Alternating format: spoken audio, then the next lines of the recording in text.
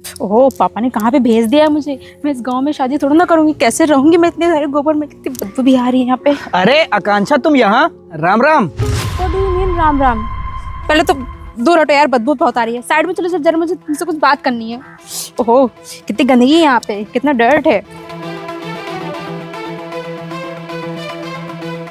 अरे आकांक्षा, बताओ क्या बात करनी है। तुम मुझे घर से दूर भी ले आई, और हाँ, मेरे राम राम का तुमने जवाब नहीं दिया। मैंने कोई चुटकुला थोड़ी किया था और तुम हंस भी रही थी। यार आज के टाइम में राम राम कौन बोलता है, सब हाय हेलो बोलते हैं ना। ओ मैडम, आपके शहर में बोलते होंगे हेलो हाय, हमारे गांव में ना राम राम बोलते हैं। अच्छा चलो वो सब तो ठीक है, एक बात बताओ, ये तुमने इतने गंदे कपड़े क्यों पहन रखे हैं? कपड़ों में गोबर लगा हुआ है, मिट्टी भी लगी हुई है, शर्म नहीं आती तुम्हें? अरे मैडम, आपको बताऊं, मैं खेतों में काम करता हूँ। धूल गोबर मिट्टी तो लगी जाती है ना, वैसे भी मैं किसान आदमी हूँ। ओ अच्छा, ये गले में क्या पहन के रखा है, फांसी का फंदा है या तुम्हारा दुपट्टा है? अरे यार, तुम्हें तो पता ही है, मैं किसानी और खेती बाड़ी करता हूँ। गोबर ओबर लग जाता है, कपड़े गंदे हो जाते हैं।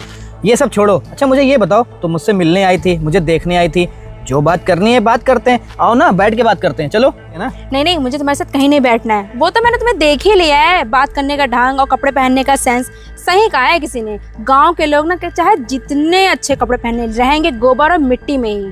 अरे यार, क्यों फालतू की बात लेके तू बैठ रही है? हम तो तुमको जानते ही हैं, आके बैठ के बात करते हैं ना। एक बात बताऊं, सबका नजरिया होता है देखने का। वैसे भी गांव वाले ना ऐसे ही तो रहते हैं ना। अब वो सूट बूट पहन के खेतों में काम तो करेंगे नहीं, ना गोबर उठाएंगे। अरे तुझे बात करनी है, चल के आओ, बात कर लेते हैं।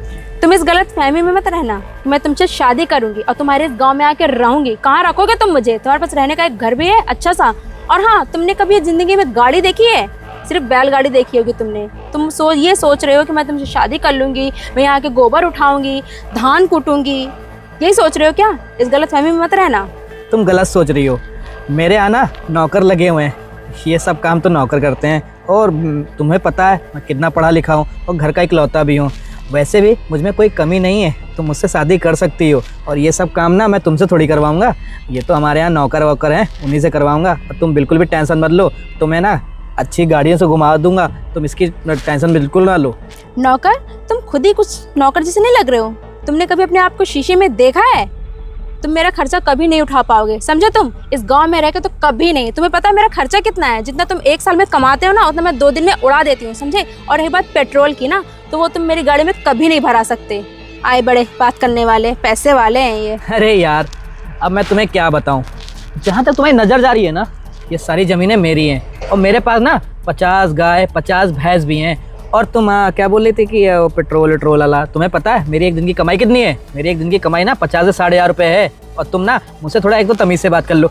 मैं यहाँ सोचा चलो ठीक है, लड़की है, उससे चलो घर वाले बोले थे शादी वादी करने की, तो मैंने चलो बात कर लेते हैं। तुम तो एकदम बदतमीजी पे उतर आई। जितने की तुम्हारी जमीन और तुम्हारे गाय भैंस बकरी ना, उतनी महंगी मेरे घर में गाड़ियां हैं, समझे? और हाँ, तुम ना अपने घर वालों को मना कर देना कि मैं तुमसे शादी नहीं कर सकती, क्योंकि मैं तो मना करने से रही। मैं अपने पे बुराई नहीं लेना चाहती। अरे मैडम, आपको पता है ना मेरे पास 80 बीघा ज़मीन है। अगर 1 बीघा भी बेच दिया ना, तुम्हारे जैसे 10-15 गाड़ियाँ तो मैं ऐसे खरीद सकता हूँ।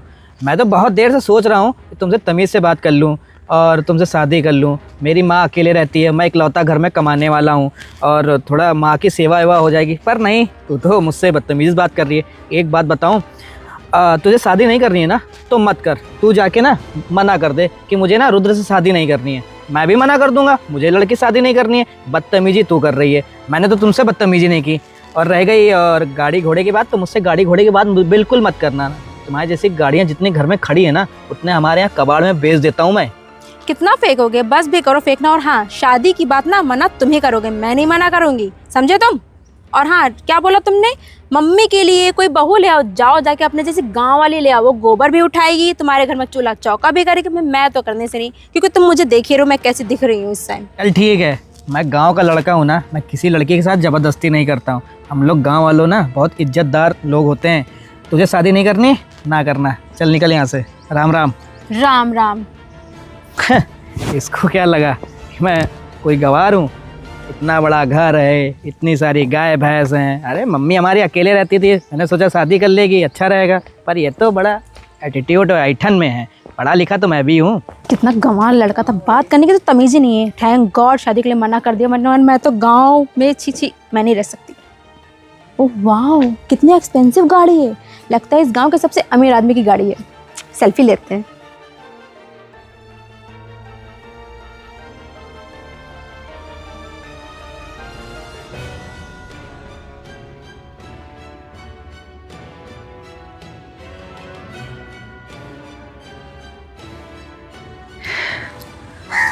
अरे ओ मैडम, आपकी फ़ोटो खिंच गई हो तो मैं जाऊं?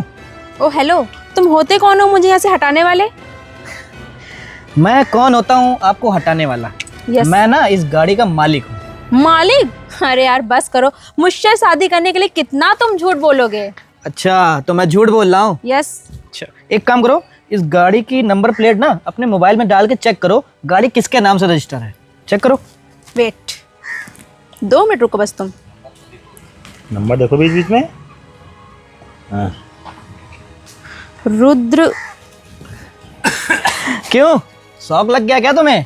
अरे मैं तो ये कहा था कि अरे शादी कर लोगी ना, मैंने ये भी कहा था कि तुमको कोई काम करने का कोई ज़रूरत नहीं है। मैं तो सिर्फ अपनी मम्मी के लिए शादी कर रहा था कि मेरी मम्मी बीमार रहती हैं। तुम इधर आ जाओ, इधर आ जाओ, थोड़ा इधर आ जाओ। बस, मेरी मम्मी बीमार रहती हैं और उनकी थोड़ी हेल्प हो जाएगी। मैंने तुमसे ये भी कहा मैं पढ़ा लिखा हूँ, मेरे पास तुम्हारे जैसी बहुत सी गाड़ियाँ हैं, पर नहीं, तुम तो शहर में हो, शहर की लड़की हो, तुम्हारे पास तो एटीट्यूड है, तुम्हारे पास ऐठन है। तुम्हें पता है इस तरह की ना 4-5 गाड़ियाँ मेरे पास और हैं, वो तो मेरा छोटा वाला भाई लेके चला गया, वरना यहीं घर के सामने खड़ी होती। और तुम मेरी औकात का अंदाज़ा लगा रही थी कि ऐसे कपड़े पहन रखे हो। ये बताओ मैडम, हम गांव वाले हैं, हम लोग ऐसे कपड़े नहीं पहनेंगे। खेत में जाके क्या सूट बूट और कुर्ता पैजामा पहन के काम करेंगे? सॉरी, मुझे माफ़ कर दो। अच्छा चलते हैं ना, साइड में बैठ के बात करते हैं। अरे तुम बात करने के लिए बोल रही हो? आज के बाद मैं तुम्हारी शक्ल देखना नहीं पसंद करूंगा। अरे हमारी तो शादी तय हो गई थी ना। अरे तुम क्या करे थे शादी के लिए? मैं मना कर दूं? मैं खुद मना करूंगा अपने घर वालों से कि मुझे ऐसी लड़की से शादी नहीं करनी है। तुमको जैसे पता चला ये गाड़ी मेरी है और ये घर मेरा है, तुम तो सीधे पलट गई। सॉरी, प्लीज माफ कर दीजिए मुझे। अरे सॉरी और इससे काम नहीं चलेगा। एक काम करो, अपने घर जाना, अपने पापा से बोल देना कि मैंने क्या किया है रुद्र के साथ।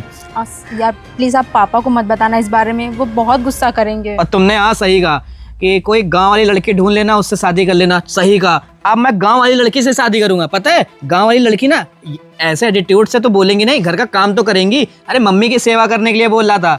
मेरे पास इतना पैसा ना 4-5 नौकर लगवा के मम्मी की सेवा मैं खुद ही करवा सकता हूँ, पर मैं मम्मी को ना ऐसे एक बहू के रूप में देना चाहता था कि चलो ठीक है हमारे घर की एक लक्ष्मी आ जाएगी। पर तुम्हें तो बात करने की तमीज नहीं है। अच्छा हुआ मैं तुमसे शादी नहीं किया, पता चला मेरी माँ को भी तुम उल्टा सीधा करती। सॉरी, मैं कभी गाँव में रही नहीं हूँ तो मुझे गाँव का कलर पता नहीं है, आदत नहीं है। अरे तुम्हें कल्चर नहीं पता यहाँ के बारे में, ठीक है? तुम्हें पता है गांव में कैसे लोग रहते हैं? अगर किसान आदमी ना हो ना तो तुम लोगों का खाना पीना बंद हो जाए। अब यहाँ से निकलो। सोचा था शादी कर लूंगा, पर नहीं, इसका तो अलग ही ऐठन चढ़ी हुई थी। गाड़ी देखी नहीं, घर देखी नहीं, बोलने लगी कि चलो साइड में बैठ के बात कर लेते हैं। हट।